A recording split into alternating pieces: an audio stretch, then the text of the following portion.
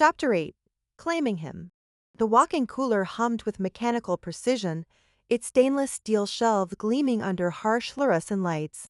Chloe stood among cases of craft beer and premium spirits, her breath forming small clouds in the 40-degree air, waiting. She'd been there for 10 minutes, knowing Julian's obsessive nature would eventually drive him to check inventory counts even though they weren't opening for another month. The door opened with a soft hiss, and Julian stepped inside, tablet in hand, his expression focused on whatever scalaback he was consulting. He looked up and froze when he saw her, his professional mask slipping to reveal something that might have been relief. "Chloe, I didn't expect. We need to talk." Her voice was steady, controlled, giving no hint of the rage that had been building for 3 days since the chauffeur incident. "About Cassandra, about what she said, about what you didn't say." Julian set down his tablet on a nearby shelf, his movements careful and deliberate. "What happened at the showroom?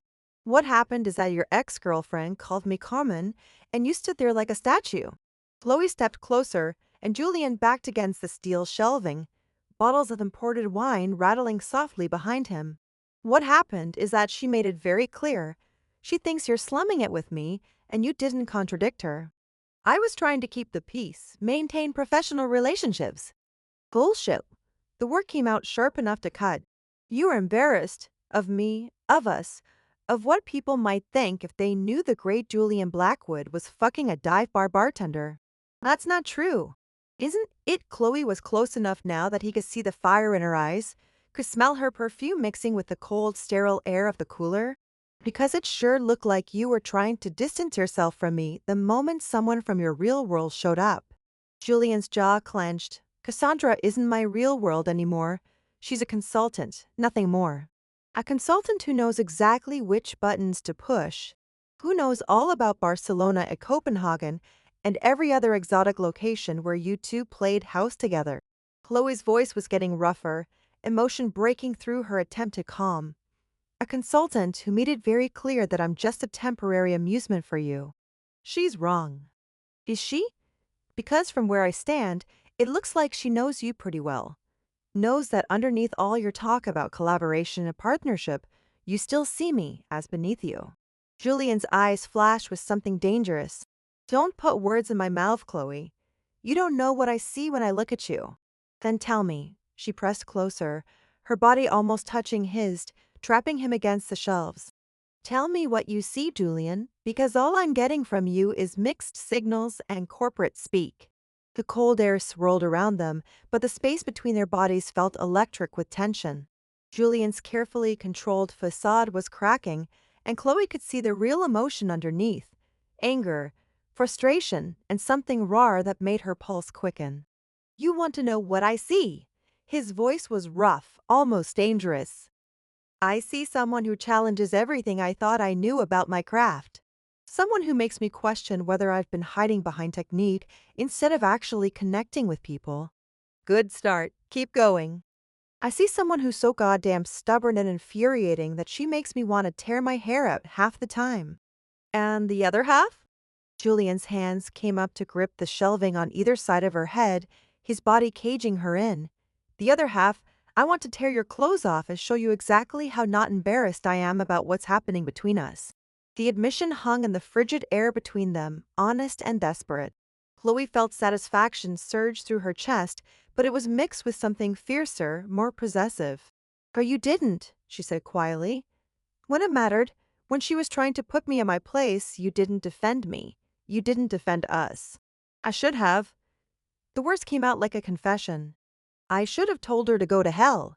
I should have made it clear that you're not some temporary experiment, that what we're building here professionally and personally is real." "Why didn't you?" Julian's head dropped forward until his forehead almost touched hers. "Because I'm a coward. Because I've spent so long trying to prove I belong in rooms like that, with people like her, that I forgot what actually matters." The vulnerability in his admission should have softened her anger, but instead it fed the possessive fire burning in her chest. He was hers, her partner, her collaborator, her complicated disaster of a lover, and she was done letting other people think otherwise. "You want to show me?" she asked, her voice dropping to something dangerous and low. You want to prove that I'm not just some blue-collar experiment you're trying out. Julian's eyes darkened as he caught the intent in her voice. Chloe. Then show me, right here, right now. Show me that you're not embarrassed to want me. She reached for his belt, her fingers working at the buckle with efficient movements. Julian sucked in a sharp breath, his hands moving to cover hers. We're at work. Someone could come in. Let them. Her gaze was fierce, challenging. Let Cassandra walk in and see exactly where your priorities lie. Let everyone know that the precious mixologist isn't too refined to get his hands dirty with a common bartender. The word common came out bitter and sharp, loaded with all the hurt and anger she'd been carrying since the showroom. Julian's expression shifted, understanding finally dawning. You think that's what I believe about you? I think that's what everyone believes about me, including you when it's convenient. No. His voice was firm, almost angry. That's not fuck, Chloe. You're the least common person I've ever met. You're extraordinary. Prove it. The challenge in her voice seemed to snap whatever restraint he'd been maintaining. His milk crashed down on hers, desperate and claiming, tasting like expensive coffee and suppressed desire. Chloe's hands finished what they'd started with his belt, pulling him free, while he worked at the buttons of her jeans with fingers that shook slightly from cold or anticipation. Kirill, Julian asked against her mouth, even as his hands pushed her jeans down her hips. Here, she bit his lower lip hard enough to make him groan. Against your precious temperature-controlled wine collection. Let them know who you choose when it matters. Julian spun them around, pressing her back against the steel shelving with enough force to make bottles rattle. The cold metal against her back was a sharp contrast to the heat of his body, and she wrapped her legs around his waist as he lifted her. Is this what you want? He asked, his voice rough with desire and something that sounded almost desperate. To mark your territory like this. Yes, the admission came out fiercer than she'd intended. I want everyone to know that you're mine, that whatever fancy history you have with her doesn't matter anymore.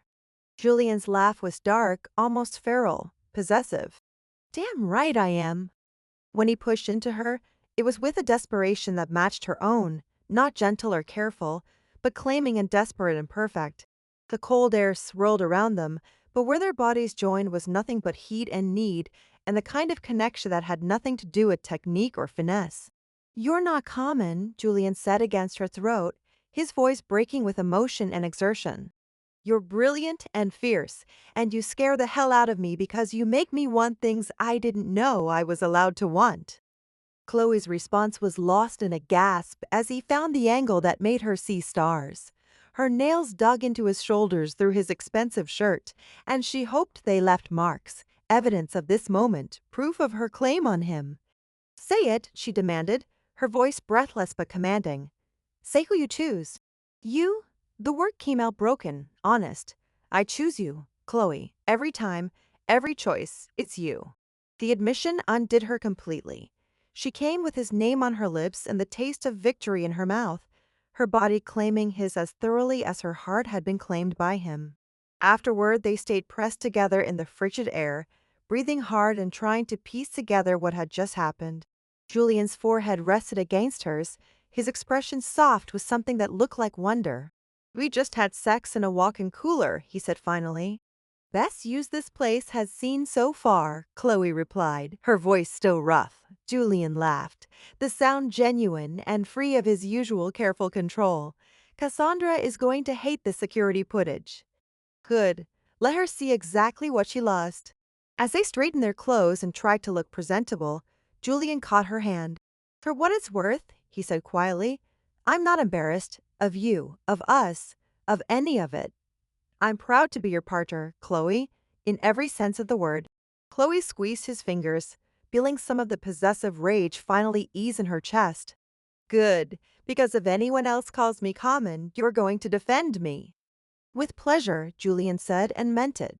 They left the cooler separately, but the air between them had shifted again, less antagonistic, more solidly partnered.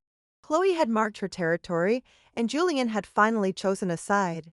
Now they just had to hope it was enough to build something lasting on.